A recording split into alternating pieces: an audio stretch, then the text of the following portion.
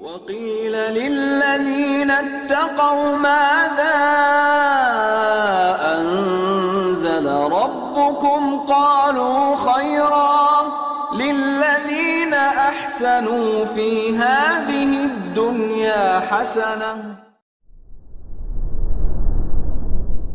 Nanti kalau ada mau bertanya di akhir sesi ini ya.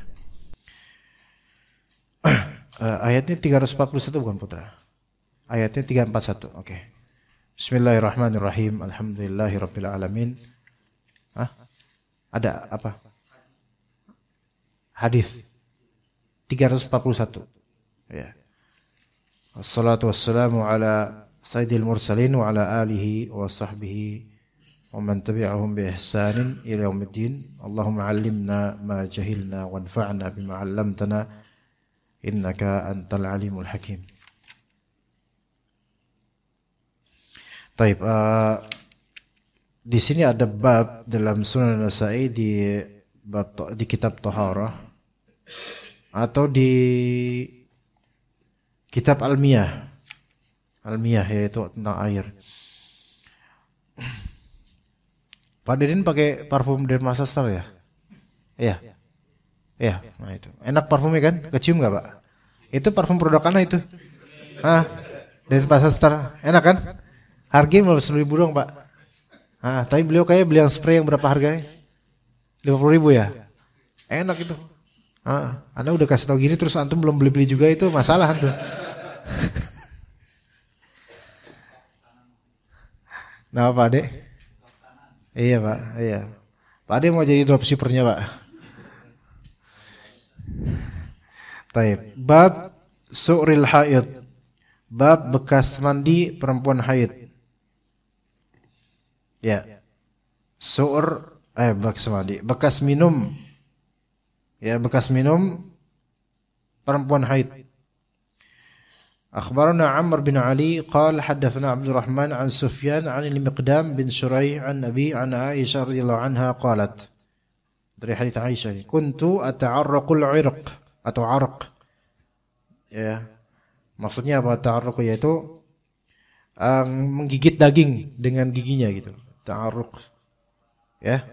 Jadi gigit daging dengan giginya gitu.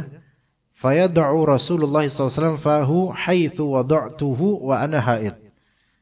Lalu Rasulullah SAW meletakkan mulutnya di tempat aku tadi meletakkan mulutku di daging itu. Padahal aku sedang haid. Wa kuntu ashrabu minal ina fayad'u fahu haitsu wada'tu wa ana haid. Saya minum dari sebuah wadah, kemudian Rasulullah SAW meletakkan mulutnya di tempat letaknya bibirku pas minum tadi, padahal aku lagi haid. Ya, gitu. Faedahnya apa di sini jemaah? Banyak faedahnya. Tentu faedahnya perempuan bisa haid, itu jelas. Kemudian faedah berikutnya bahwasanya perempuan yang haid itu tidak najis secara jasmani. Tidak najis secara jasmani, sehingga bekas apapun darinya selama itu bukan berkaitan dengan darah haid, maka itu tidak najis. Salaman dengan istri nggak apa-apa. Berbeda dengan kalangan orang Yahudi, yang mana kalau perempuan haid diasingkan dan dianggap berpenyakit, dia menular apa-apa gitu. Tapi dalam Islam nggak, tetap dimuliakan, tetap bersama suaminya. Ini buktinya seperti ini. Subhanallah. Faedah ketiga, disunnahkan bermuda'abah dan bermanja-manjaan dengan istri. Disunnahkan bermuda'abah, yaitu bermanja-manjaan dengan istri, dan itu merupakan hal yang berpahala. Di antara lahu kita kan dilarang oleh Allah dan Rasulnya untuk lahu. Lahu itu lalai. Lahu itu lalai. Ya. Kita nggak boleh lalai. Tetapi kalau lahu itu adalah berupa bermanja-manja dan ngobrol dengan istri, walaupun ngobrolnya receh, bahkan sen, ya bukan receh lagi, ya, maka itu merupakan hal yang berpahala, kelalaian yang berpahala. Cuma kadang-kadang kita kalau ngobrol sama istri balutannya ghibah sebenarnya. Nah itu yang susah. Apalagi kalau punya istri yang itu mentalnya juara banget kalau soal ghibah. Nah ini juga susah juga nih, gitu kan. Ala kulli hal, ngobrol sama istri, bermuda'abah, nyantai bareng, bercanda bareng, cubit-cubitan, kemudian jambak satu sama lain. Ya. Nah, itu hal yang baik, berpahala. Kemudian kalaupun marah cepat akurnya gitu. Kalau istri minta dicium, dicium. Dan juga sebaliknya. Dan seterusnya. Maka ini semua berpahala. Ya. Atau menjuluki istri dengan julukan yang dia suka misalnya. Istri suka dijulukin Yuyu misalnya. Nah, karena imut dan kalau jalan gak ke depan, ke samping atau ke belakang misalnya. Kepiting, Yuyu itu kepiting Pak. Untuk orang Sumatera mungkin gak ngerti nih, orang Jawa ngerti Yuyu itu kepiting. Yu gitu kan, namanya Mbak Yu ya. Panggilnya Mbak Yu, ya panggilnya Yuyu. Iya. Ya. Nah, kalau suaminya sukanya dipanggilnya beleguk misalnya. ini mana ada suami pengen dipanggil gitu sama istrinya kan, durhaka itu. Nah, ala kulli hal panggilan-panggilan kesayangan lah yang ya, sekiranya enggak syirik dan enggak buruk banget ya. Maka ini berpahala. Nabi SAW itu bermesraan dengan istrinya. Ya, dan dalam urusan nafkah berpahala. Kemudian bahkan kalau nafkah itu kita langsung suapin ke istri, itu berpahala juga. Kata Nabi SAW, innaka lan tunfiqa nafaqatan tabtaghi biha wajhallah illa ujirta 'alaiha. Atau ujirta biha. Tidaklah engkau menafkahi suatu nafkah yang engkau mencari wajah Allah dengan nafkah itu, melainkan engkau pasti akan diganjari pahala. Ini nafkah umum. Mau menafkahi anak, istri, yatim piatu, orang tua, tetangga yang miskin, orang fakir, dan beasiswa anak orang, dan seterusnya, itu nafkah semua itu akan diganjari Allah. Wa in kana ma ja'altahu fi fimratik. Walaupun nafkah tersebut yang engkau jadikan di mulut istrimu. Ya. Ini zahirnya adalah bahwasanya yaitu kamu yang suapin gitu loh. Dengan hasil nafkahmu kamu yang nyuapin ke istri. Di sini ada dua sisi, satu sisi nafkah, satu sisi muda'abah. Satu sisi nafkah, satu sisi romantisme dan manja-manjaan. Dua hal yang berpahala. Gitu. Nah, maka nyuapin istri itu berpahala. Yang berdosa itu nyuapin polisi, gitu. Nah, kalau nyuapin istri berpahala. Iya, kecuali terpaksa. Ya, berpahala. Iya, dan saling suap menyuap, istri disuapin, suami disuapin. Iya, berpahala. Disuapin apa? Agar ini sayang gitu disuapin, dibalas, disuapin kelereng, gundu gitu kan. Nah, seperti itu. Nabi SAW dan Aisyah itu paling kelihatan romantisnya karena riwayat Aisyah banyak menceritakan, dan Aisyah itu meriwayatkan bukan dalam rangka pamer-pameran di antara istri Rasulullah, bukan. Alhamdulillah, kita nggak boleh suudzon seperti itu. Tapi karena Aisyah ini memang konteksnya paling mudah meriwayatkan dan paling termasuk istri terawal dibandingkan istri lainnya, ya kan? Dan juga bisa dikatakan Aisyah ini dari semua istri Rasulullah, setelah Khadijah, Aisyah itu paling disayang. Nah, Khadijah itu mungkin lebih disayang pada asalnya. Cuman karena sudah wafat, maka hanya tinggal kenangan. Dan kadang-kadang Rasulullah SAW mengenang istri yang sudah pisah, sudah wafat itu. Sehingga Aisyah atau istri lain kadang-kadang cemburu dengan kisah-kisah yang dituturkan oleh Nabi SAW di kenangan itu. Itu wajar. Kadang cemburu sama mayit bisa itu, walaupun sudah selesai itu usianya. Dan ini menunjukkan Aisyah radhiyallahu anha, sampai cuman Aisyah doang ini yang menceritakan Nabi SAW itu kalau beliau makan daging, Nabi makan di bagian bekas mulutnya Aisyah di daging itu. Dan juga minum juga begitu. Ini menunjukkan saking sayangnya itu sama Aisyah. Ya begitu. Ya. Sampai udah nggak mikir lagi soal ini bekas kamu ya, tuh kan dilat gelas. Ih, ini yang bekas kamu nggak mau Enggak, tapi saking sayangnya cari bekasnya malah. Itu saking sayangnya. Dan enggak ada istri lain Nabi yang seperti itu diperlakukan. Ini menunjukkan apa? Wallahu alam, Aisyah itu paling disayang. Dan itu fitrahnya laki-laki, kalau poligami ada salah satu dari yang mereka ini yang lebih banyak disayang. Tapi itu tidak tidak bertentangan dengan keadilan.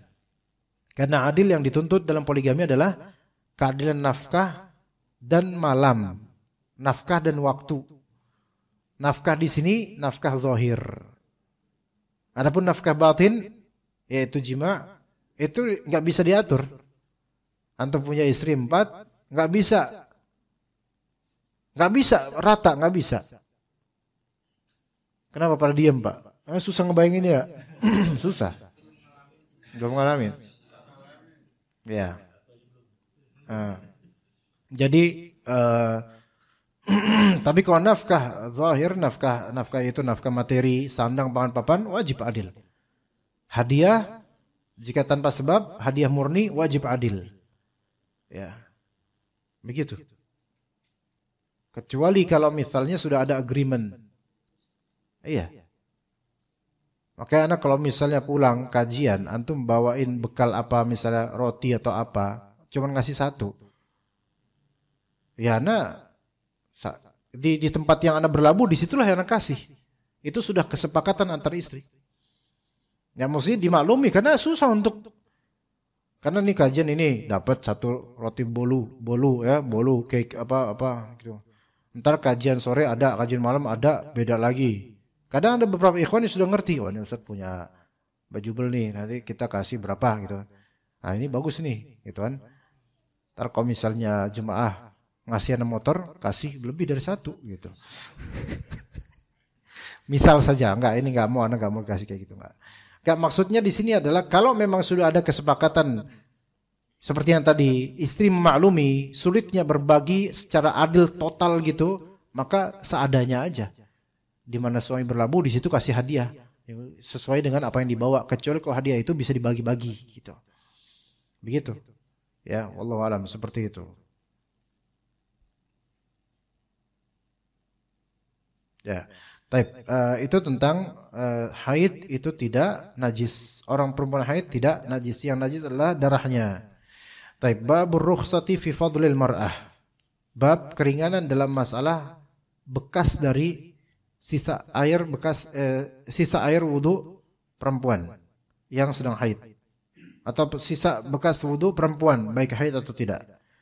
Akhbarana Harun bin Abdullah qala hadatsana Ma'an qala hadatsana Malik an Nafi' an Ibnu Umar qala kana ar-rijalu wan nisa yatawadda'una fi zamani Rasulillah sallallahu alaihi wasallam jami'an. Kata Ibnu Umar, dulu laki-laki dan perempuan mereka wudu bersama di zaman Rasulullah SAW. Fahami baik-baik di sini, wudu bersama bukan bareng-bareng semua ngumpul berwudu, bukan gitu maksudnya. Maksudnya dalam wadah yang sama. Bukan, ya nggak boleh lah perempuan ajnabiyah ketemu sama laki bukan mahram berwudu bareng, nggak ada kayak gitu, nggak boleh. Nggak boleh. Ya, melainkan dalam satu wadah.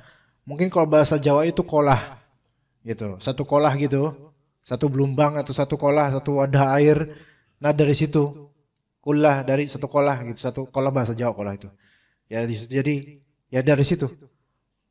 Nanti datang perempuan, nanti ada laki-laki wudu dari situ, gitu loh. Maka ini tidak apa-apa. Kenapa ini diriwayatkan seperti ini? Karena ada riwayat di bab berikutnya, babun nahyi an fadli wudu'il mar'ah. Bab larangan menggunakan air sisa wudu perempuan. Akhbarana Amr bin Ali qala hadatsana Abu Dawud qala hadatsana Syu'bah an Asim al-Ahwal qala sami'tu Abu Hajib qala Abu Abdurrahman wasmuhu Saudan bin Asim an al-Hakam bin Umar anna Rasulullah sallallahu alaihi wasallam naha an yatawadda ar-rajul bi fadli wudu'il mar'ah. Bahwasanya Rasulullah SAW melarang seorang laki-laki wudu dari sisa apa? Dari sisa wudunya perempuan. Ya. Ini adalah larangan. Lalu gimana nih? Ya, bagaimana yang sahih? Apakah dilarang atau enggak? Yang sahih adalah tidak dilarang. Nah, terus ini gimana? Ini hanya kemakruhan, menurut sebagian ulama kemakruhan. Kalau memang itu sisa dari perempuan, maka lebih baik yang afdal yang lain atau air baru gitu.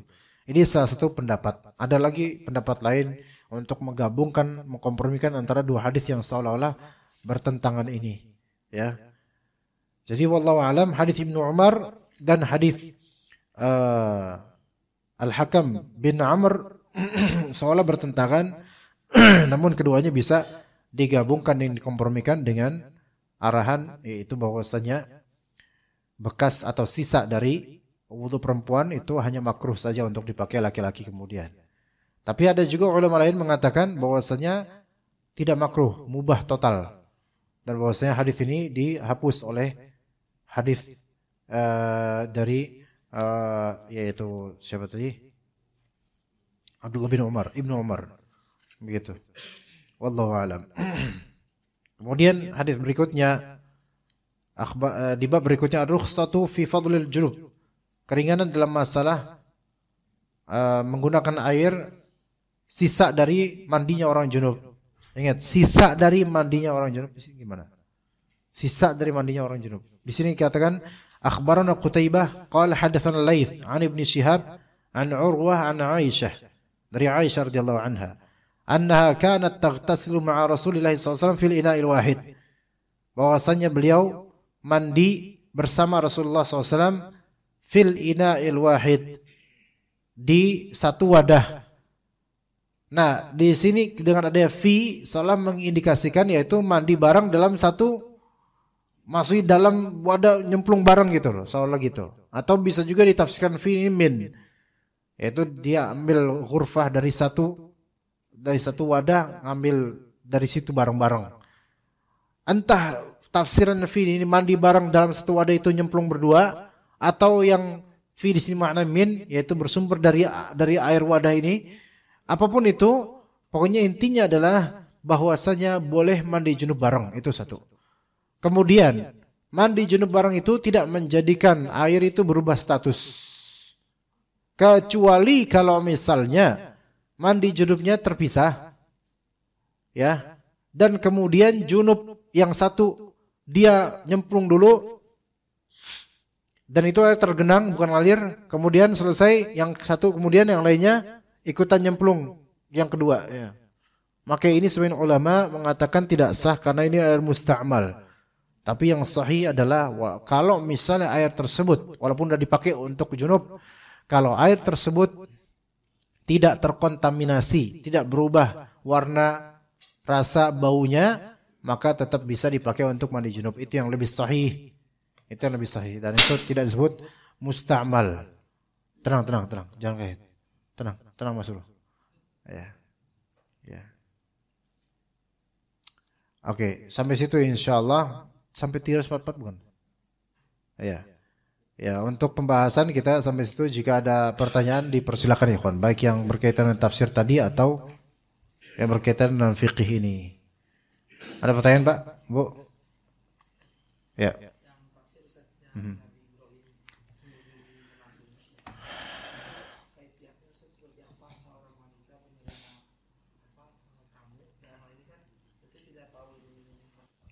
Ada paket Pak.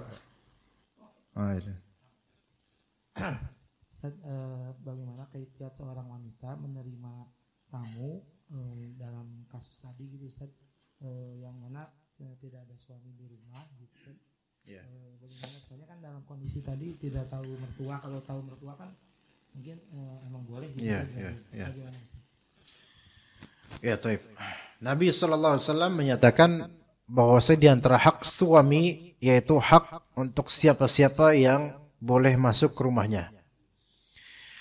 Nah, suami itu punya hak untuk mencegah siapapun untuk masuk ke rumahnya.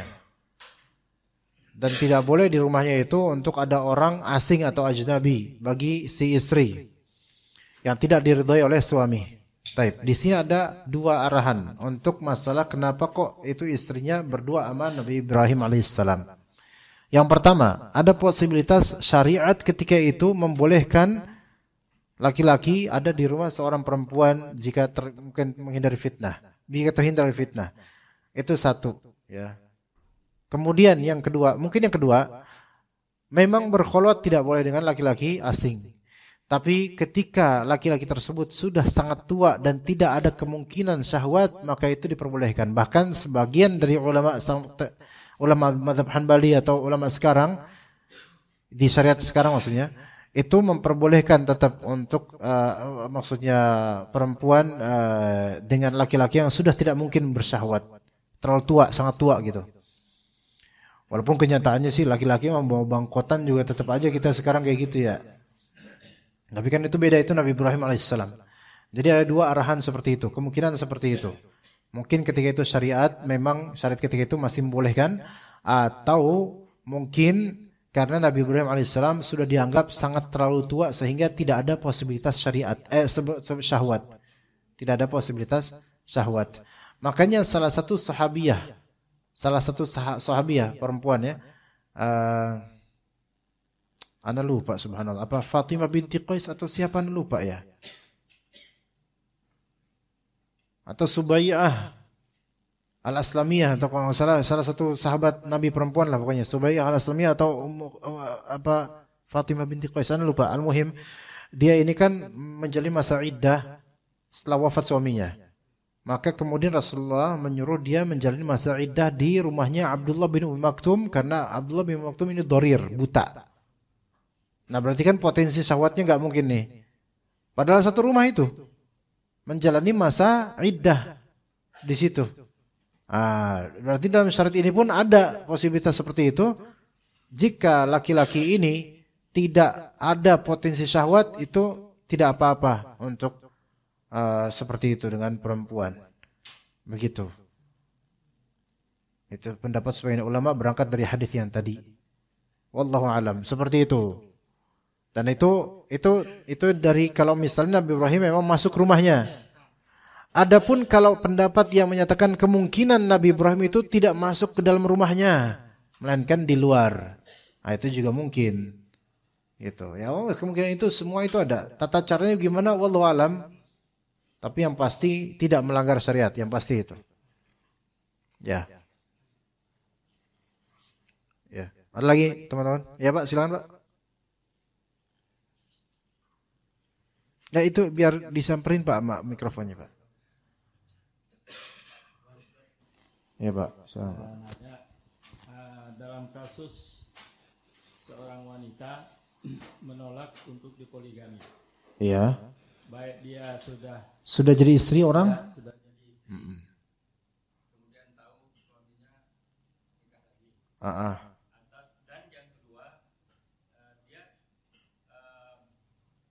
dia belum dimadu. Dia tahu suaminya akan nikah lagi. Nah, alasan dia adalah saya bukan mengingkari hukum Allah. Iya. Tapi saya takut atau khawatir sangat kalau saya nanti akan bertindak yang mudorotnya lebih besar kalau saya diduakan. Oleh sebab itu dia menolak untuk diduakan. Ya, tapi dia nggak khawatir kalau suaminya melakukan perbuatan yang munkar juga kalau dia menolak. Ini nanti saya jawab Pak ya. Dua itu ya, yang pertama. Ibu-ibu jangan pulang dulu Bu, karena ini kayaknya seru nih Bu. Yang pertama aja saya udah lupa Pak pertanyaannya. Oh, bagaimana dengan perempuan yang menolak suaminya untuk? Oh sudah ya, sudah terjadi poligami. Kalau poligami di negeri ini dan mungkin di negeri lain. Itu kalau mau disahkan negara dan terdaftar di SIMKah dengan barcode yang normal semuanya, itu lewat jalur pengadilan harus dengan persyaratan yaitu izin dari istri pertama. Atau untuk yang kalau mau ketiga, izin dari istri pertama dan kedua. Ya begitu. Apakah tertulis atau dihadirkan langsung tergantung antum. Ini bukan ngajarin tapi ngasih tahu supaya diamalkan. Tergantung antum. Kalau misalnya antum pakai pengacara, maka bisa dengan cara hanya tanda tangan saja. gitu. Tapi kalau nggak pakai pengacara, antum secara independen berjuang, itu insya Allah harus dipastikan datang ke pengadilan.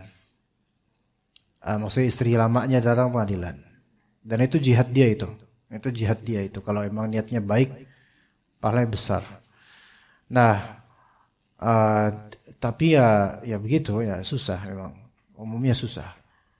Atau pakai jalur Gaza ya bisa, tapi harus melewati Israel dulu. Nah gitu ya. Ini bahasa yang insya Allah bahasa diplomatis lah, yang Anda soalnya direkam ini, nanti kalau Anda ceritakan jalur Gaza Anda kena ini nanti soalnya. Ini masuk ke dalam hukum perdata ya. Tapi kalau niat seseorang itu baik, Allah akan mudahkan. Tapi kemudahan dunia itu pasti ada tumbalnya, gitu. Nggak sempurna, pasti nggak sempurna. Nah, seorang istri apakah boleh menolak suaminya untuk poligami? Dilihat, kenapa anti menolak gitu. Ini kan sudah terjadi poligami nih. Oke, yang pertama sudah ya, yang kedua belum ya, Pak? Oke. Kalau yang udah terjadi poligami, berarti kan kalau udah terjadi poligami, berarti sepertinya zahirnya istrinya tuh nggak tahu kalau suaminya nikah lagi gitu. Secara syar'i itu hukum asalnya nggak apa-apa. Secara syar'i hukum asalnya nggak apa-apa. Namun hukum syar'i di beberapa sisi akan mengikuti masalah maslahat dan madarat di zaman tertentu. Zaman sekarang kalau istri tidak tahu suaminya udah nikah lagi, itu madaratnya lebih besar. Madaratnya bahkan ke masalah syariat, yaitu apa? Ketidakmungkinan untuk berbuat adil dan kedustaan yang dipelihara. Maka sangat tidak recommended. Lebih baik istri tahu walaupun marahnya luar biasa. Ya soal izin it's aturable ya. Itu nantilah itu. Enggak bisa diomongin di majelis. Karena takutnya nanti pada bergebu-gebu enggak. Enggak recommended karena madharnya lebih besar. Memang dapat pahala di satu sisi, dosa di sisi lain. Dosa bohong, dosa enggak berbuat adil. Bahkan boleh jadi khawatirnya poligami ini enggak boleh buat dia. Kenapa? Karena apa? Ketika seseorang dia tahu dirinya enggak bisa berbuat adil dalam poligami, haram poligami atasnya. Haram. Ketika dia tahu memprediksikan saya enggak bakal bisa berbuat adil. Dengan banyak bohong, distorsinya banyak kepada istri pertama atau berikutnya, maka itu poligami jadi haram. Haram. Bukan sunnah, haram. Ya, kalau misalnya si suami ini merasa saya nggak bakal bisa berbuat adil secara malam dan pembagian nafkah. Ya. Karena berbagi malam itu kan harus, kecuali kalau istri keduanya, Mas, siapa saya mah cuman 1 hari sepekan, sisanya hadiah buat istri pertama. Nah kalau itu agreement kayak gitu mungkin masih bisa lebih kecil kebohongannya. Tapi kalau istri kedua juga pengen zigzag, ayo gimana?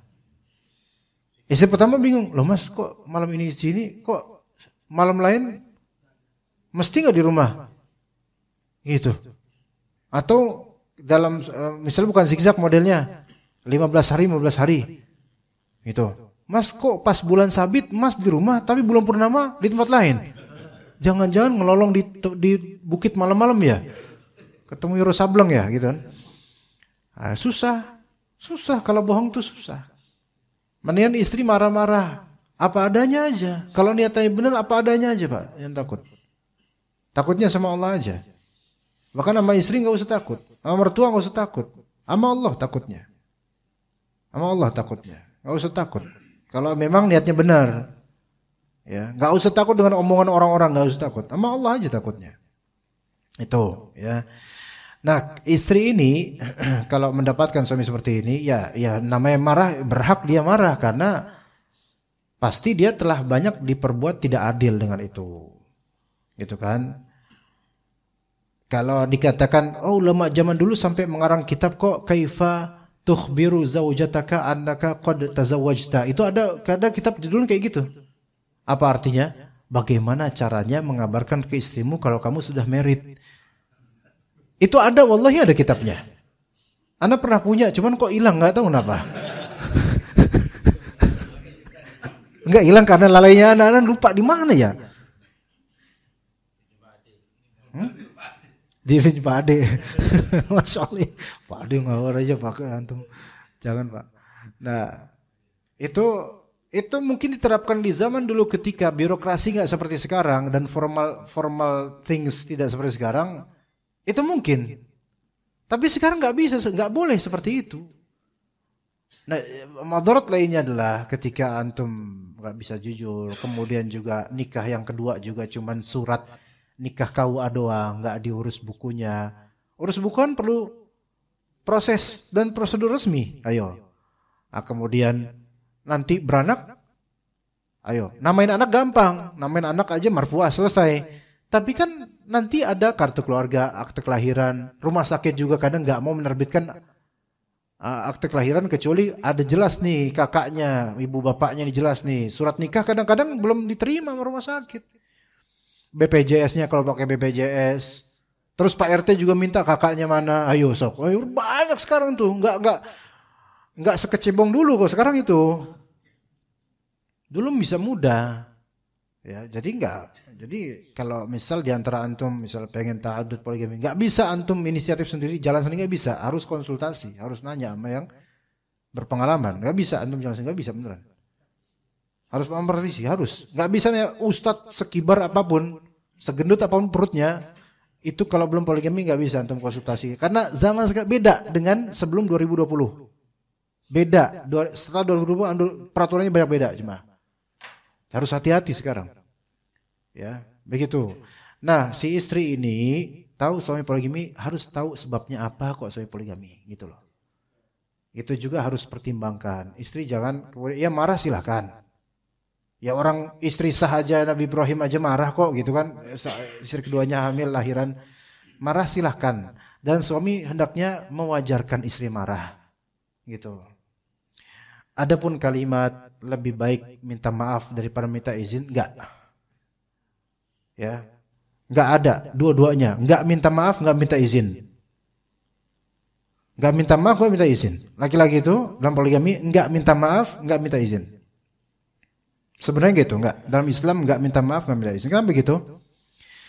Karena minta izin itu syariat enggak mengkaitkan sebenarnya poligami dengan perizinan istri, enggak. Itu hanya peraturan sekarang demi mencegah madarat yang lebih besar. Peraturan negara juga kita dukung. Tapi bukan berarti tidak sah poligami dengan itu, tanpa itu. Enggak juga. Jadi tidak minta izin itu tidak wajib secara syariat ya, aslinya. Dan tidak pula antum harus minta maaf kalau memang antum di jalur yang benar untuk menjaga syahwat dan memelihara keturunan. Begitu. Kan tujuan menikah keturunan. Ya, seperti itu. Dan juga kemudian ketika zauja atau istri mengetahui suaminya menikah lagi, lihat niat suaminya dan suami menjelaskan apa niatannya poligami.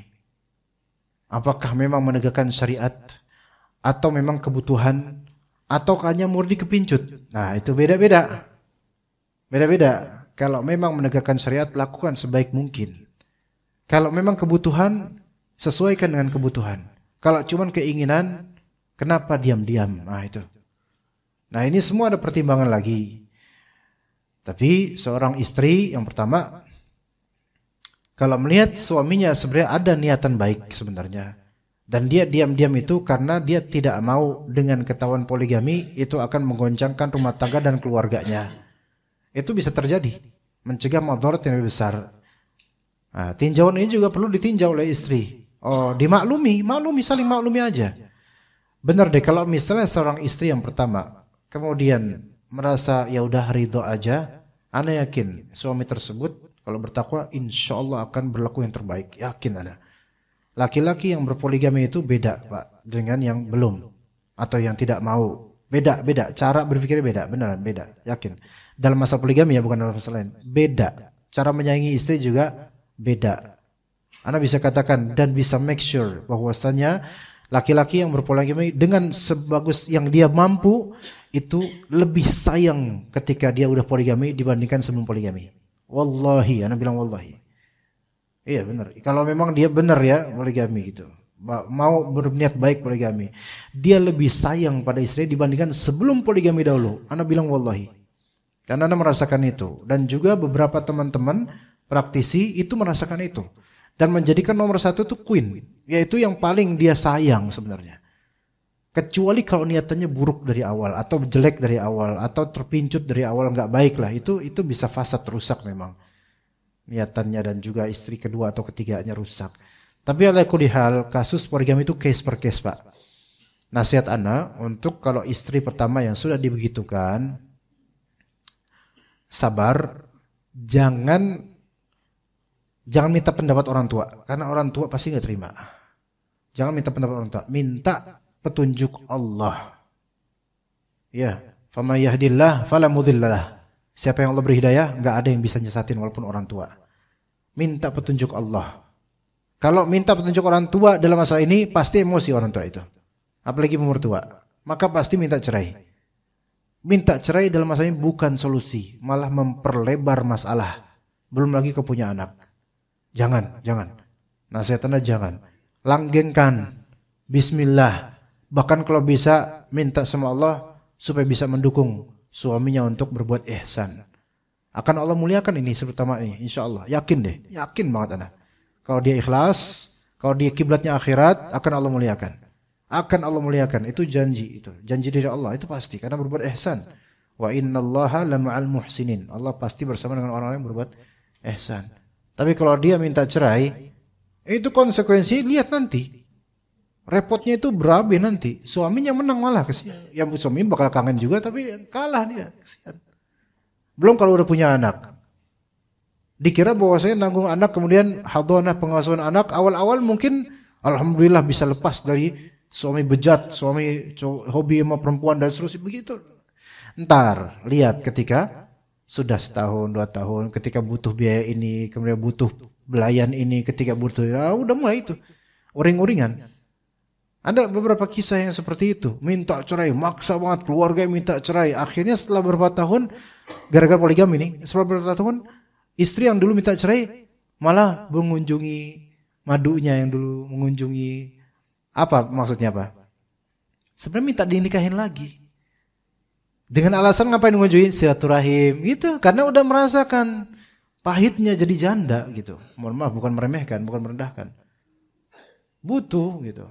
Dan rata-rata yang poligami itu memang pengen apa?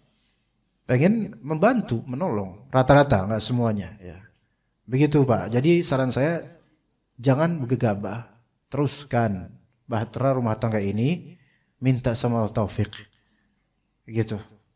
Maka Allah Ta'ala pasti memberikan kebaikan. Percaya deh sama Allah. Itu yang pertama. Yang kedua, si istri pertama atau istri ini tahu kalau suaminya itu udah ada kandidat. Mau gitu. Baru mau. Terus apa tadi pertanyaannya? Tidak menerima Pak. Itu wajar di sini dalam artian perempuan ya, keperempuanan ya memang nggak mau gitu. Tetapi harus punya alasan kenapa nggak mau. Kalau cuman karena cemburu maka ini tidak syar'i. Tapi memang semua perempuan seperti itu, cemburu. Tidak syar'i. Maka suami bersabar dan mendidik. Tapi apakah suami menunggu terus saja sampai ridho? Enggak bakal ridho. Itu masalahnya. Lah, tapi mungkin enggak ridho. Mungkin aja, cuma susah ridho. Mau gimana? Coba. Itu kompleksnya zaman sekarang. Enggak bakal ridho. Kemudian kalau di pengadilan harus sesuai dengan istri pertama. Sampai ridho dia. Sementara masa ridho itu Allah yang ngatur. Berarti suami harus kembali ke Allah. Taib. Bagaimana kalau misalnya suami tetap pingin, kalau suami ini berpoligami menghindari zina, menghindari keburukan, terus dicegah oleh istri pertama, kalau suami akhirnya melakukan sesuatu yang khabith, buruk, baik offline maupun online, maka dosanya kembali ke istri pertama. Dosanya kembali ke istri pertama. Dan perempuan merasa siap untuk menerima dosa-dosa itu. Dibandingkan dia harus rela di poligami, seolah-olah akhirat baginya itu ringan baginya. Begitu. Maka dilihat, kalau suami ini memang menghindari zina atau dia bisa berbuat adil walaupun pahit, maka katakan bismillah. Dan suami harus sabar. Nah ini nanti kelanjutannya itu perlu bincangan lagi. Jadi nggak semudah itu cuma. Nggak semudah kaidah-kaidah tadi. Setiap dari individu punya gaya yang berbeda. Setiap keluarga punya rahasia yang berbeda. Setiap poligami punya kasus yang berbeda. Tapi anak katakan tidak ada poligami yang sempurna. Sebagaimana pernikahan pertama nggak juga sempurna. Pasti ada cacatnya. Maka semakin bertambah orang, semakin bertambah ujian. Bagi yang nggak siap mau ujian, mending nggak usah. Jangan marah Pak Deden, apa Pak Deden? Ya begitu. Pak Ade, sehat Pak Ade? Ini dengerin ini khusyuk nggak Pak? Pertanyaannya penting nih Pak Ade. Ya begitu. Dan Anda termasuk praktisi yang tidak bermudah-mudah dalam merekomendasikan poligami pada ikhwan enggak. Karena banyak yang enggak benar ikhwan untuk kesana gitu. Dan juga Anda enggak setuju dengan ikhwan-ikhwan yang praktisi yang mendorong sembarang orang untuk poligami. Lah, ini bukan untuk semua orang. Ini syariat betul, ini syariat. Bukan untuk semua laki-laki.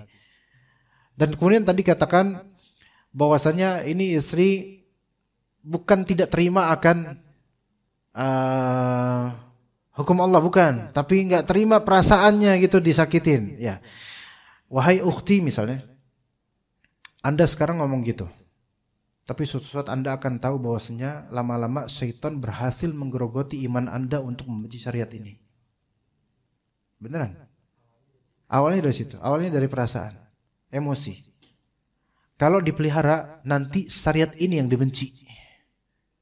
Dan ini kadangkala bukan terjadi pada istrinya, tapi pada ibunya. Kalau bapaknya sih bodo amat. Bapaknya biasa aja, ya udah lo urusan rumah tangga anak udah. Tapi ibunya enggak. Kadang ibunya mencak-mencak kemudian. Dikomponi sama tetangga kemudian. Udah.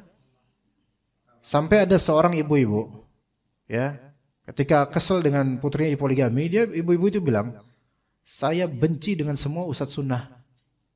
Karena ustadz sunnah rata-rata poligami. Dan sekarang gak mau ngaji sunnah. Gara-gara itu terjadi. Inilah ketimpangan. Dikiranya bahwa saya itu hanya tidak suka dengan masalah perasaan, bukan anti syariat. Itu termasuk bagian dari anti syariat. Itu termasuk. Karena ini gak ada kaitannya ustadz sunnah. Ustadz sunnah banyak kok yang biasa aja. Gak poligami. Bahkan ada yang jomblo. Ada yang poligami, ada. Ada yang enggak poligami, ada. Ada yang mau poligami tapi enggak bisa-bisa ngeden terus, ada. Ya beda-beda. Cuman ketika disamaratakan ini karena zahirnya ustaz sunnah yang memang zahir masalah poligami karena ini syariat gitu loh. Siap menanggung resiko. Sampai ada ya, saudara Ana juga pernah mendengar seorang ibu-ibu bilang kayak gitu. Parah banget. Ya. Saya benci sama ustaz sunnah. Ya. Wah berarti kita harus ganti ustadz bid'ah dong supaya gak dibenci kita. Iya, bahkan sampai berubah haluan yang tadinya suka doyan ngaji sunnah, akhirnya mulai ngaji-ngaji ke yang golongan hijau. Gara-gara ini. Gimana kok bisa seperti ini? Ini bukan sebatas perasaan.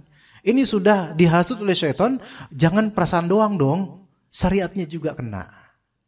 Sehingga ngelihat siapapun yang paling benci aja gitu. Ibaratnya juga ada kasus booming di media fulan KDRT, fulan ini. Akhirnya menyampaikan semua laki-laki sama. Itu berarti benci laki-laki. Benci laki-lakinya, benci pernikahan, benci ini. Akhirnya nggak mau nikah. Nanti kalau saya nikah juga. Jadi mulai benci syariat nikah, benci. Hati-hati, jangan dipelihara. Sekarang mungkin ngomong saya nggak benci syariatnya, Ustaz, saya nggak benci. Sekarang ngomong gitu Bu, kalau ibu pelihara emang dikira setan diam gitu? Kalau ibu pelihara dikomporin terus sampai lama-lama benci syariatnya. Iya, di bibit itu bibit. Ya, begitu. Jangan seperti itu. Itu yang terjadi loh di lapangan. Ini nggak bohong seperti ini. Ya, Anda punya banyak kisah-kisah yang masuk ke Anda dalam masalah ini. Begitu jemaah. Gitu. Maka akidah perlu ditancapkan. Belajar ilmu tauhid, akidah itu menenangkan Bapak, Ibu, ikhwan, akhwat. Menenangkan. Orang kalau benar udah kenal Al-Quran Sunnah, ada kasus itu kiblatnya Al-Quran Sunnah udah. Dan petua-petua ulama, jangan perasaan. Laki-laki ikhwan juga gitu. Dia jangan ketika ada yang udah ta'adud poligami kemudian dikomporin mau aja gitu. Langsung pengen. Itu banyak ikhwan, makanya banyak ikhwan ngumpul, ada satu ikhwan atau ustadz ngomongin tentang poligami, ngomporin poligami, itu ikhwan-ikhwan itu langsung apa namanya? Auranya merah jambu. Tapi pas di rumah auranya merah. Akhirnya istrinya yang dia jadi omelan. Kamu nih. Jadi emosi karena terhalang. Ini yang salah siapa sekarang? Yang salah ini yang ngomporin ini. Gak boleh sembarangan kita itu ngomporin orang poligami, gak boleh. Karena apa? Konteksnya itu gak cocok untuk banyak orang. Boleh jadi orang ini punya problem sama istrinya. Gara-gara kita ngomongin poligami, akhirnya dia apa? Marah, makin kesel sama istrinya sampai keluar kalimat cerai tanpa sadar atau gimana. Wah, itu bahaya. Kita gak tahu di balik tirai itu mereka mungkin berantem. Gitu. Nggak sembarangan Pak, seperti ini ya ibu-ibu ya, nggak sembarangan. Lebih baik silent tapi killer, nah gitu. Iya, silent killer gitu. Daripada rame ngomongnya doang gitu kan ya, gitu. Kebanyakan gitu, jumhur begitu. Gitu Pak, Bu. Iya.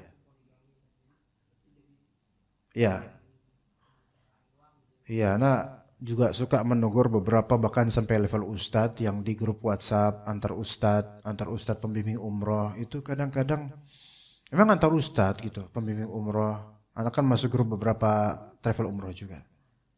Itu ketika ada apa gitu tiba-tiba di like dengan ada 4 akhwat pakai cara apa ya boy meme gitu loh, meme gitu gambar-gambar akhwat. Atau gambar layak untuk mendapat 2 istri atau sabar ya bang 4 akhwat itu anak pengen tadi antum apa kayak gini, antum apa seperti ini gitu loh. Ini yang membuat jelek di mata orang syariat ini gitu loh.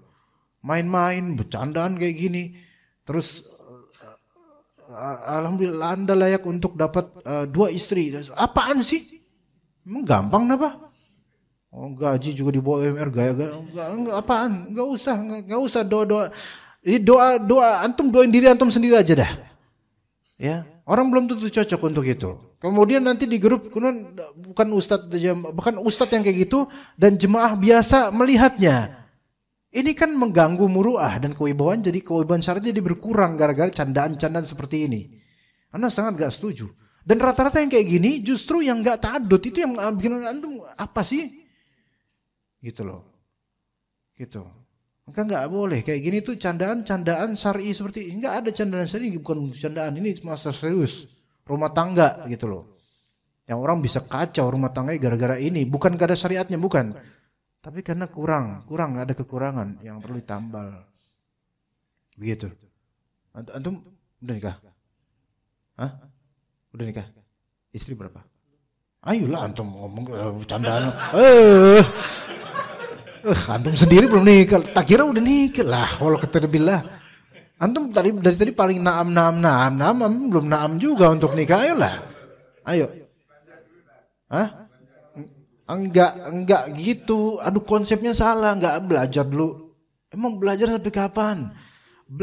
Ini learning by doing, akhi. Enggak bisa nikah itu belajar dulu sampai khatam bab nikah itu sampai jenggot antum putih baru nikah. Enggak, antum nikah cepetan, Mbak. Hah? Enggak, Anda mendingan buat tahan daripada buat dia. Iya enggak. Ini juga kayaknya belum ini. Nah, makanya nih, aduh Pak, perkumpulan ini aduh Masya Allah. Ayo Pak. Bismillah, tawakkaltu 'ala Allah, la haula wa la quwwata illa billah ya Pak. Bismillahi majriha wa mursaha ya. Baik, cukup sampai sini insyaallah. Ya ibu-ibu udah enggak enak auranya nih. Kita cukup sampai sini. Sallallahu ala nabiyina Muhammad wa ala alihi washabbihi ajma'in. Subhanakallahumma bihamdika asyhadu an la ilaha illa anta astaghfiruka wa atubu ilaik. Wassalamualaikum warahmatullahi wabarakatuh.